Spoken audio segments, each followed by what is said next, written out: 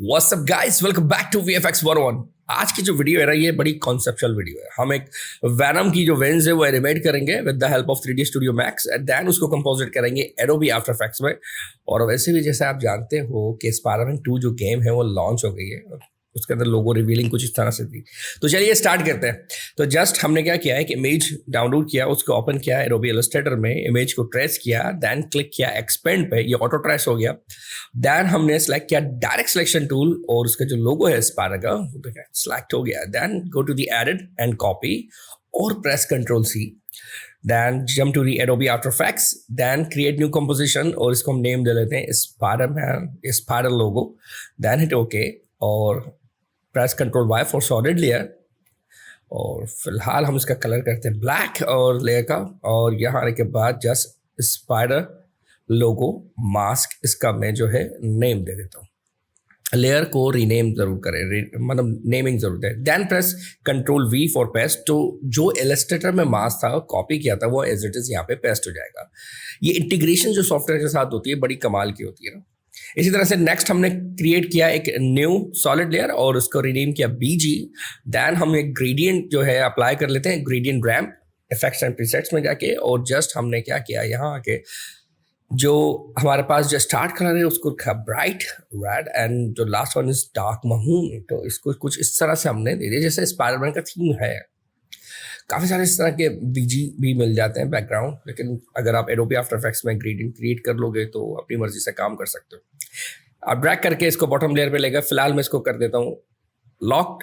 अच्छा, अब सीन ऐसा है कि मुझे ये जो लोगो है ये कन्वर्ट करना है थ्री डायमेंशन या 3D लुक के लिए। तो जस्ट हमने क्या किया, एक इसको हाइड किया लेयर को, देन क्रिएट किया न्यू सॉलिड लेयर। ठीक है, एलिमेंट 3D हम इस पर अप्लाई कर लेते हैं। एंड्रू क्रैमर का वीडियो को पैलेट का प्लगइन है। देन हम जाएंगे कस्टम लेयर। ये तकरीबन मेरी प्रीवियस वीडियोस में आपको मिल जाएगा ये सारा वर्क जितना भी है, किस तरह से आप कॉपी पेस्ट करके वर्क करते हैं। ब्लैक एडम का ट्यूटोरियल देखें, शमशेरा है, इस तरह की बहुत सारी चीज़ें मैंने क्रिएट की। Then hit extrude. तो ये बिल्कुल बेसिक है। हाँ, अब इसमें मुझे थोड़ी सी इसके बैवल के साथ वर्क करना है, इसके अंदर एक शार्प एज लेकर आनी है, वो आज मैं आपको बता देता हूँ। जस्ट आपने क्या करना है, जैसे ही आपने एक्सट्रूड किया, इसको एक्सपेंड किया बेवल 1, एक्सट्रूड वैल्यू हम इसकी रख लेंगे 0.30। अच्छा, बेसिकली 0.3 मैंने रखा, दिस इज नॉट कंपल्सरी कि आपने भी 0.3 रखना है। वैल्यूज आपके ऊपर होती हैं, किस तरह से आप अपने वर्क को बेहतर कर सकते हैं। एज आपके पास जो एक्सपेंड एज है -0.19। देन आपके पास बेवल साइज आया 1.12 और आपके पास बेवल डेप्थ रखा 0.93। बेवल सेगमेंट 0 कर दिए, बेवल कर्व 1। तो ये कुछ इस तरह से शेप आ गया। इसको ज़्यादा बेवल यूं नहीं किया कि स्पाइडर की जो एजेस हैं वो ख़राब हो जाती है। देन हम क्या करते हैं, इस JPG को क्या करते हैं, एज अ हम JPG सेव कर लेते हैं। इस बैकग्राउंड को ना, जो भी हमने क्रिएट किया है इसको हमने एज अ JPG सेव कर दिया।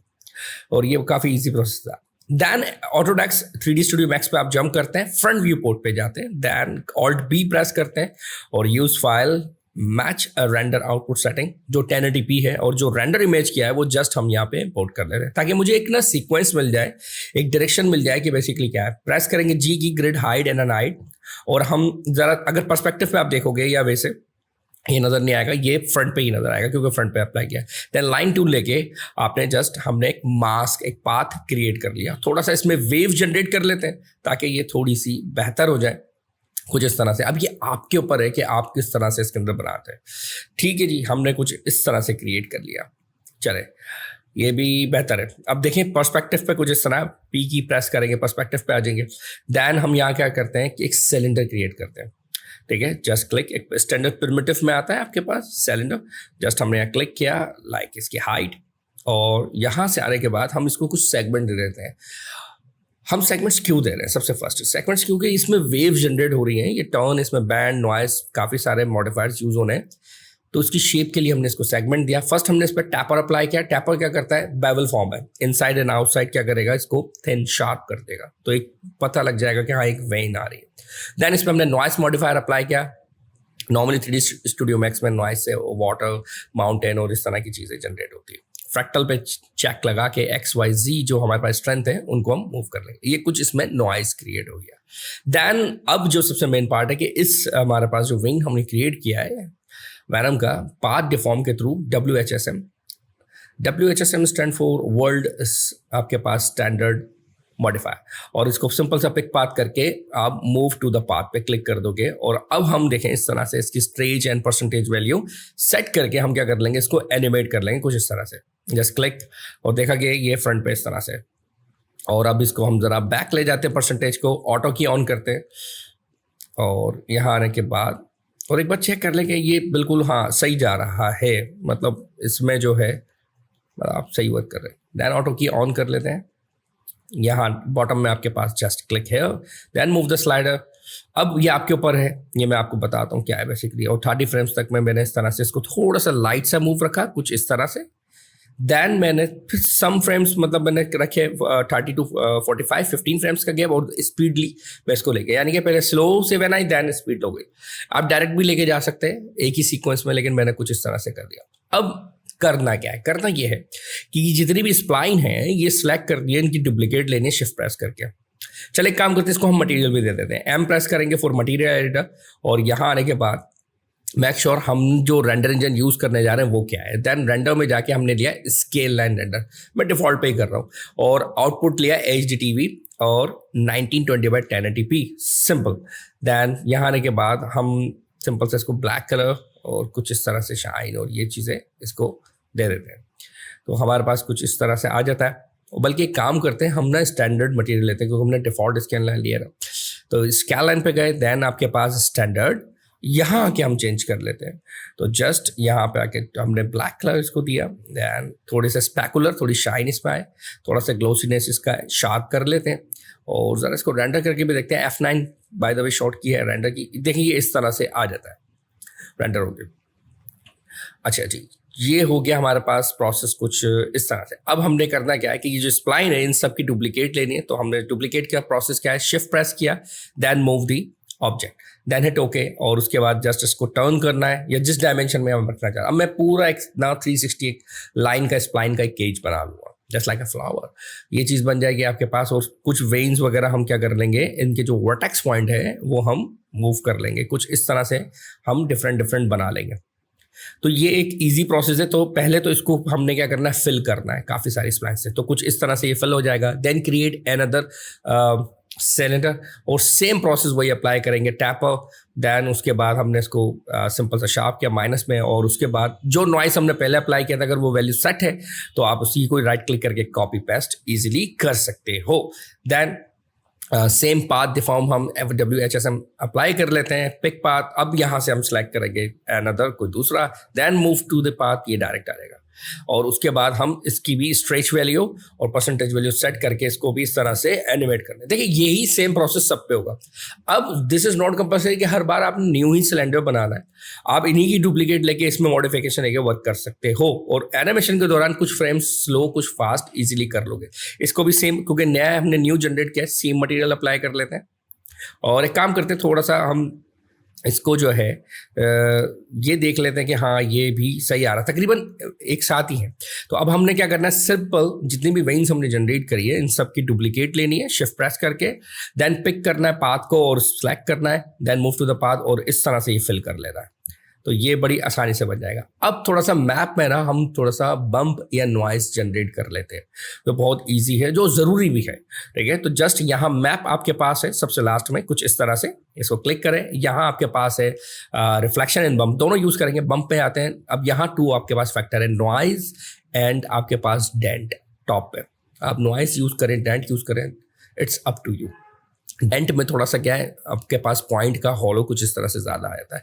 नॉइस जस्ट लाइक जिसे भी हमने सिलेंडर पे दिया, वैल्यू रखी बम्प की हमने 5, ज़्यादा नहीं देनी। देन रिफ्लेक्शन में हम जस्ट अप्लाई कर लेंगे रेड रेस, ताकि आसपास की जो रिफ्लेक्शन है वो उसमें लाइट सी कॉपी हो। रिफ्लेक्शन वैल्यू बाय डिफॉल्ट होती है 100, जस्ट लाइक अ ग्लास, ठीक है ना। हमने इसको ज़्यादा नहीं देनी, 10-15 बस इतनी देनी है, सिंपल सा। अब रेंडर करके देखें तो ये कुछ इस तरह से आ जाएगा, लाइट से रिफ्लेक्शन हो रही हो। आप नॉइस भी अप्लाई करके देखिएगा बम्प में, तो वो आपको काफ़ी हेल्प रखेगा। अब हमने इसको करना है सिंपल रेंडर, और ये थोड़ा सा हमने सीक्वेंस रेंडर करके देखे, हाँ यार ये अब सही है।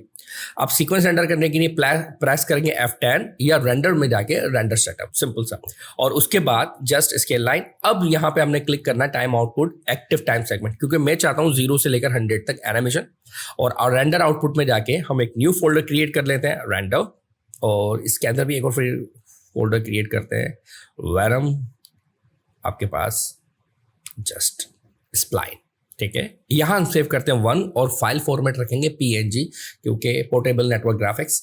PNG इसलिए कि हमें विदाउट बैकग्राउंड चाहिए, ट्रांसपेरेंट। तो जस्ट हिट रेंडर, तो जो 0 से लेकर 100 तक का सीक्वेंस है ये PNG सीक्वेंस में क्या हो जाएगा, रेंडर हो जाएगा। देन आप जस्ट इंपोर्ट कर लें PNG सीक्वेंस को एडोबी आफ्टर इफेक्ट्स में डबल क्लिक करके सिंपल, तो ये आपके पास देखें इस तरह से बन जाती है। अब कंपोजिट का ना मेन वर्क स्टार्ट हुआ है, कंपोजिटिंग का। ये आपके पास या पोस्ट वर्क के लिए कि किस तरह से है। तो जस्ट हमने क्या किया, थोड़ा सा इसको स्केल कर लेके हम जूम इन कर लेते हैं। हाँ ये कूल है, लेकिन ये थोड़ा लेट है, स्लो है, तो हम फ्रेम भी सेट कर लेते हैं। थोड़ा सा फ्रेम्स को ना आप फॉरवर्ड एंड बैकवर्ड करके ना आप मतलब इस तरह से कर सकते हो। और लेयर सेलेक्ट करके प्रेस करेंगे ना यू की, तो आपके पास जो है फ्रेम की फ्रेम जो अप्लाई किए होंगे वो शो हो जाएंगे, ठीक है। अब हम एक काम करते हैं, जब वैनम अटैक कर लेता है तो whole environment black and white हो जाता है ना, तो हमने जस्ट उसको ही एनिमेट कर दिया कि कुछ इस तरह से ह्यू एंड सैचुरेशन से। देन एक सॉलिड लेयर क्रिएट करते हैं शैडो के नेम से, और जब वैनम अटैक करेगा तो जब मैंने आपको वैसे ही बताया कि वो होल इन्वायरमेंट क्या होता है, ब्लैक हो जाता है। तो शैडो का हमने क्या किया, एक सॉलिड लेयर बनाया। देन उसके ऊपर हम क्या करेंगे, बेसिक इलेक्ट्रिक टूल लेंगे। Then this one tool box में ऊपर है, उसका जो मोड है सब्ट्रैक्ट किया कुछ इस तरह से। अब इसको भी हम एनिमेट कर लेंगे कुछ इस तरह से। जस्ट आपने क्या करना है कि थोड़ा सा फेदर वैल्यू सेट करना है। उसके बाद यहाँ आने के बाद इसको हम करते हैं 1, जब वेन्स आना शुरू हो तब जाके सेट हो। Then press M for mask, apply करेंगे की फ्रेम। देन आपने, ये मेरा लास्ट है तो मैंने इसको मूव फॉरवर्ड कर लिया। देन जस्ट डबल क्लिक और कंट्रोल और शिफ्ट प्रेस करके मैं इसको इस तरह से स्केल करके सीन पे ले जाऊंगा, लाइक दिस, इतना रखते हैं। हाँ ये चलेगा। अब हम प्ले करके देखते हैं तो आप देखोगे इस तरह से है। तो ये आपके पास क्या हुआ, तकरीबन सेट हो गया। देन हम एक काम करते हैं, एक और सॉलिड लेयर क्रिएट करते हैं। लाइट के नेम से हम लेंस फ्लेयर अप्लाई करते हैं। क्या होता है कि जब वैनम अटैक करता है फिर उसके बाद एक स्प्लैश होता है और फिर ये वेन्स बैक हो जाती हैं और फाइनल हमारा स्पाइडरमैन का लोगो या VFX 101 ऐड कर देंगे हम। तो सिंपल सा हमने यहाँ पे एक ना जस्ट लाइक अ पॉपअप इस एनिमेशन बनानी है, फ्लैश ना, यानी कि ब्राइटनेस 0 से 520, देन उसके बाद रिड्यूस टू 0 लाइक दिस ना, ऑन एंड ऑफ समझ लें इसको, जस्ट लाइक दिस। इसको थोड़ा देख लेते हैं, ये आया और चला गया, ठीक है। अब सीन ऐसा है कि मैं इस लेयर का ब्लैंड मोड स्क्रीन भी कर सकता हूँ, लेकिन यहाँ बेहतर कुछ रहेगा क्योंकि मास्क लेयर भी ऊपर है। हम यहाँ रेंडर मोड में जाके इसको ऑन ट्रांसपेरेंट कर लें। स्क्रीन में थोड़ा सा और मर्ज हो जाता है तो ये डल हो जाएगा, फिर मुझे इसकी एक और डुप्लीकेट लेनी पड़ेगी। तो ये कुछ इस तरह से। दैन यहाँ आके हम उसकी सेटिंग कर लेते हैं। अच्छा, यहाँ जितने भी की फ्रेम्स मैं अप्लाई कर रहा हूँ इसमें आप मूव फॉरवर्ड बैकवर्ड कर सकते हो अपने सीन के हिसाब से। देन अब हमने काम ये करा कि जो हमने वैनम की वेन्स थी जब ये अटैक करती है तो क्या होती है, बैक होती है। तो इसको हम सिंपल सा क्या करते हैं, स्ट्रेशन वैल्यू में आके माइनस में वैल्यू दे देते हैं, ये रिवर्स हो जाएगा, ठीक है ना। ये काफ़ी आसान है, ठीक है। और यहाँ आके अब हम देखते हैं कि जैसे यहाँ पे स्प्लैश होगा देन उसके बाद ये रिवर्स होना शुरू हो जाएंगे, लेकिन यहाँ कुछ गैप है। तो स्टार्ट का जो एंड का रिवर्स हो रहा है इसको मैं कट कर दूंगा। लेयर स्प्लिट करने का शॉर्ट की है Ctrl+Shift+D, या इस तरह से कॉर्नर से आप इस तरह से स्पेस कर देंगे। तो अब हम ज़रा इसको करते हैं यस। अच्छा, अब ये स्लो है, रिवर्स में है पर स्लो है। जब स्प्लैश हुआ ना उसी के साथ ये बैक हो जाए स्पीड से, तो हम स्लो में स्पीड फास्ट कर लेते हैं। तो -100 को -50 कर लेंगे, ठीक है।